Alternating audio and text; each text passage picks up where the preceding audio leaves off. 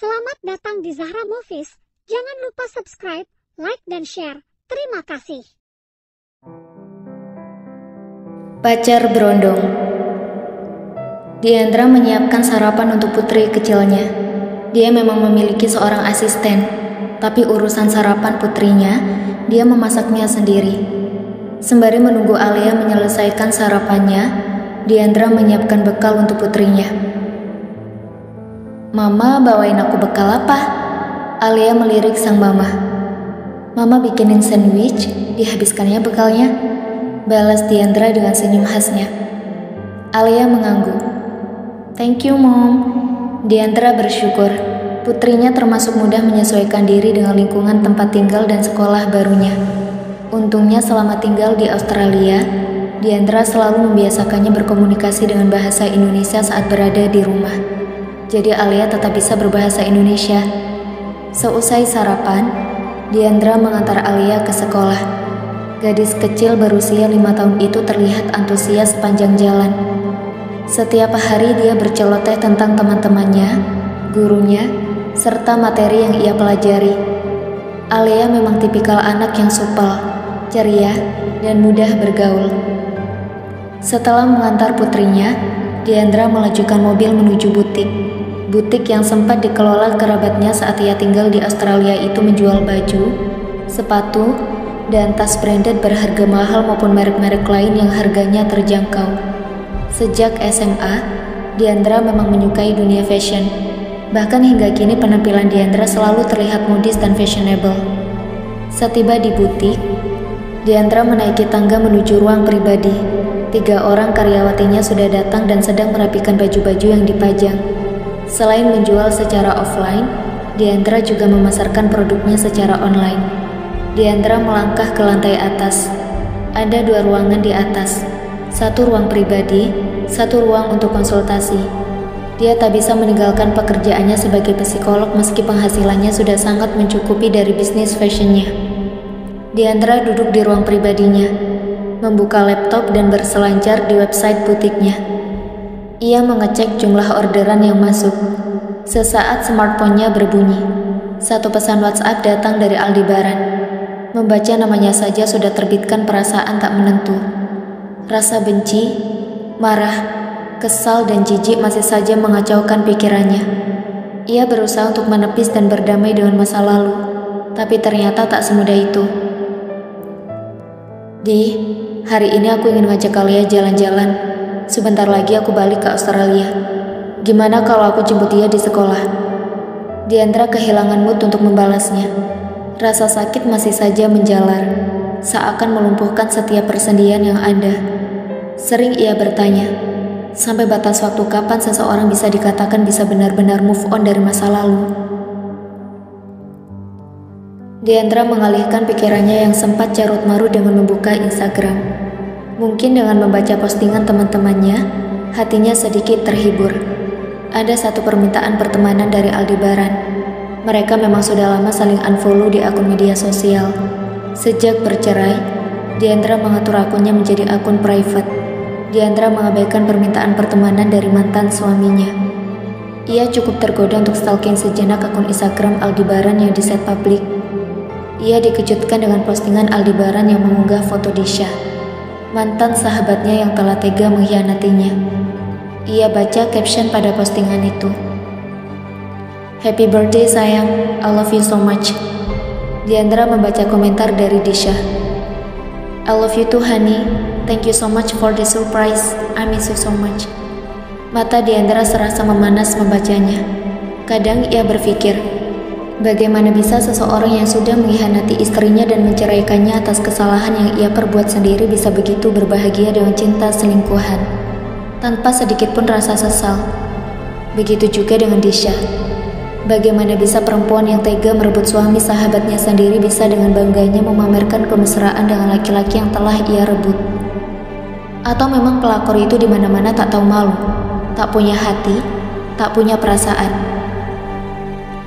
Tiba-tiba tercetus di pikirannya untuk mengajak Rega menjemput Alia di sekolahnya.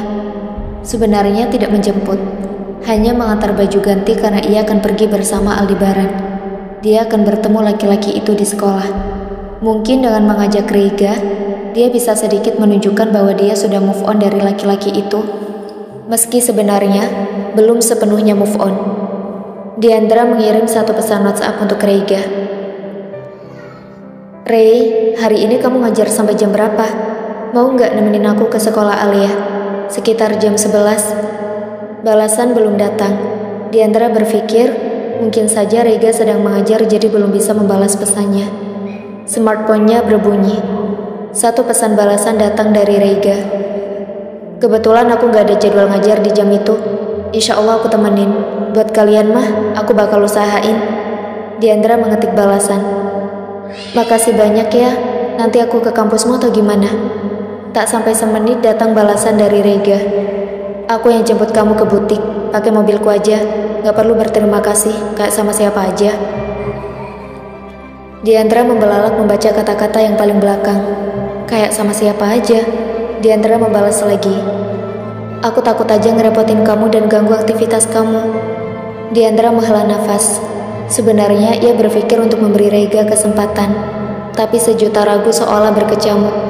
Ia tak yakin Reiga benar-benar mencintainya mengingat rekam jejaknya yang mudah bersimpati pada perempuan dan jatuh cinta.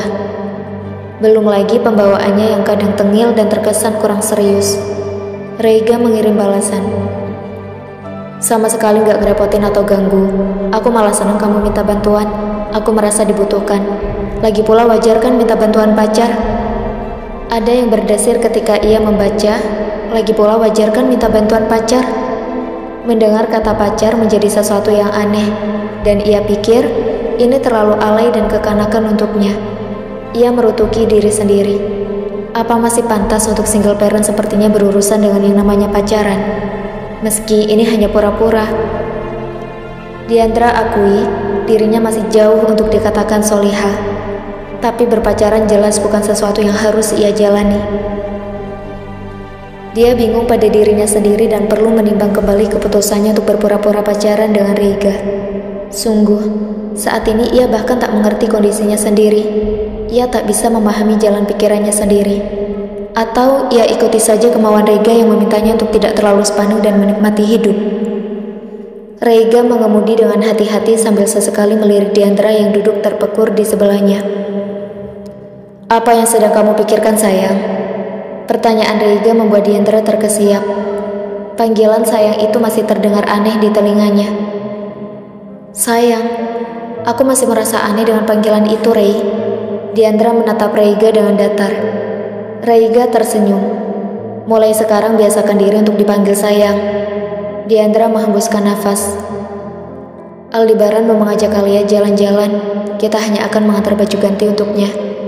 Reiga melirik Diandra tajam lalu tatapannya kembali fokus ke depan.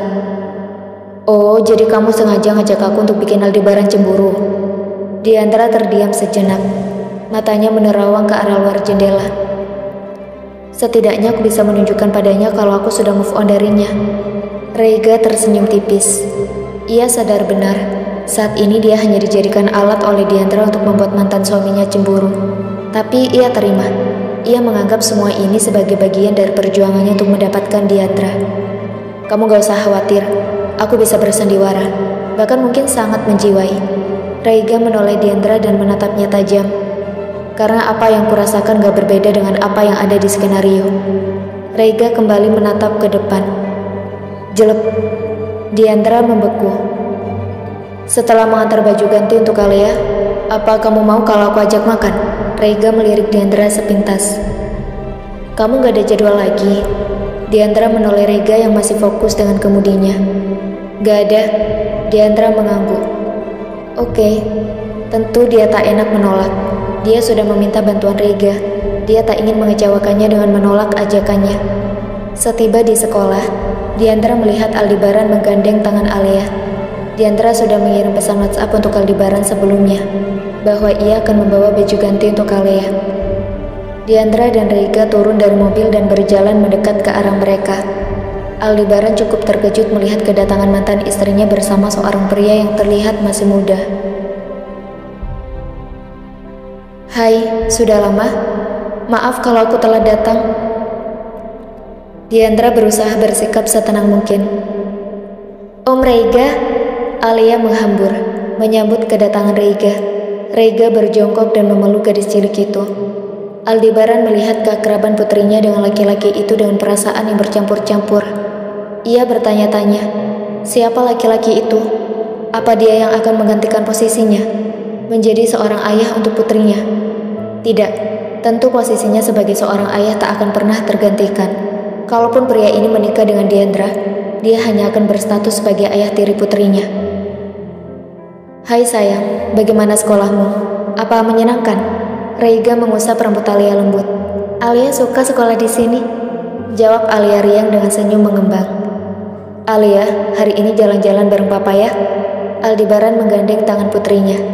Ia terlihat keberatan melihat keakraban Alia dengan laki-laki muda itu. Alia melirik papanya. Iya, Pak. Alia ke toilet dulu yuk, ganti baju dulu. Diandra meraih tangan Alia dan menuntunnya masuk ke pelataran sekolah. Kini tinggallah Aldebaran dan Reiga diam mematung dengan atmosfer yang begitu canggung. Saya Aldebaran. Anda pacar Diandra. Aldebaran menyodorkan tangannya. Reiga membalas uluran tangan Aldebaran dengan senyum yang melengkung. Saya Reiga.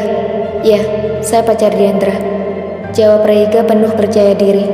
Aldebaran mengakui sosok di hadapannya ini terlihat percaya diri dan meyakinkan, meski sosok tengilnya masih sedikit kelihatan. Oh, kerja di mana? Atau masih kuliah? Aldebaran menatapnya menelisik.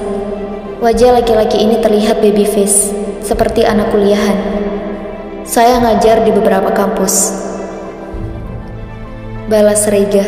Aldebaran cukup kaget dari penampilan dan tampang Reiga, sama sekali tak menunjukkan tampang seorang dosen. Sejenak ia berpikir, apa Diandra memang seleranya itu menyukai dosen? Pria ini berprofesi sama dengannya. Pandangan mata Aldebaran beralih menatap Diandra dan Alia yang berjalan ke arah mereka. Sudah ganti bajunya sayang? Aldebaran tersenyum menatap putrinya. Sudah, Pak.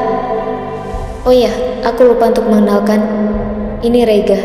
Diandra menatap Reiga. Kami sudah kenalan tadi, balas Aldebaran cepat. Oh ya, kalian udah berapa lama jalan? Apa waktu Diandra masih di Australia? Kalian sudah berpacaran? Aldebaran menatap Diandra dan Reiga bergantian. Diandra melirik Alia. Alia masuk dulu ke mobil papa ya. Diandra membimbing putrinya untuk masuk ke dalam mobil. Ia tak mau putrinya mendengar obrolan orang dewasa. Diandra menatap tajam Aldebaran.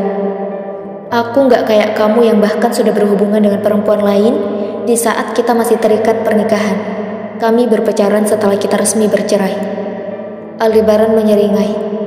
Cepat ya move on-nya. Ia tersenyum sinis. Untuk apa berlama-lama larut dalam masa lalu?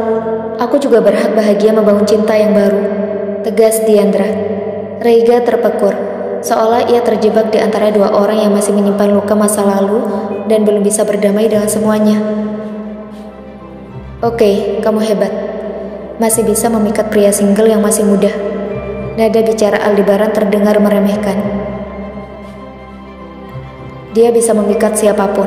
Aku bersaing dengan banyak pria untuk mendapatkannya, sela Reiga segera.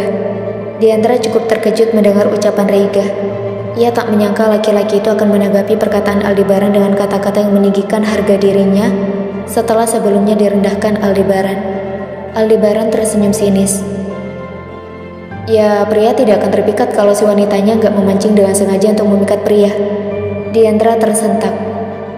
Aku gak pernah memancing pria manapun. Aku yang mengejarnya. Dia tak pernah memancingku atau pria manapun. Dia diam pun, pria akan terpikat padanya. Dan aku beruntung mendapatkannya. Dia punya banyak keistimewaan. Kata-kata yang meluncur dari bibir Reiga bernada tenang, tapi terdengar tegas. Tatapannya awas menatap Aldebaran seakan hendak menguliti habis-habisan. Jika dia memang seistimewa itu, aku gak akan menceraikannya, balas Aldebaran lebih pedas. Suasana sudah semakin memanas. Diandra menggandeng tangan Reiga. Sayang, bukankah kamu ingin mentraktirku makan? Lebih baik kita makan sekarang. Aku sudah lapar. Diandra mengulum senyum termanisnya. Reiga mengangguk. Oke. Mereka berjalan beriringan menuju mobil Reiga. Aldebaran menatap kepergian dua orang itu dengan tatapan tak suka. Ia benci melihat kebersamaan Diandra dan Reiga.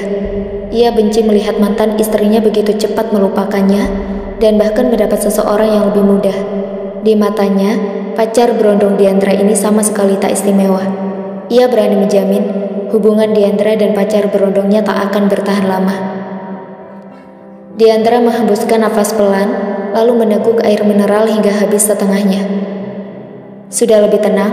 Tanya Reiga masih fokus dengan setirnya. Diandra menghembuskan nafas sekali lagi. Mendingan. Setiap kali bicara dengannya selalu saja membuat emosiku berantakan. Dia memang menyebalkan. Keputusanmu berpisah dengannya adalah hal yang sangat tepat. Dia tak bisa menghargai perempuan.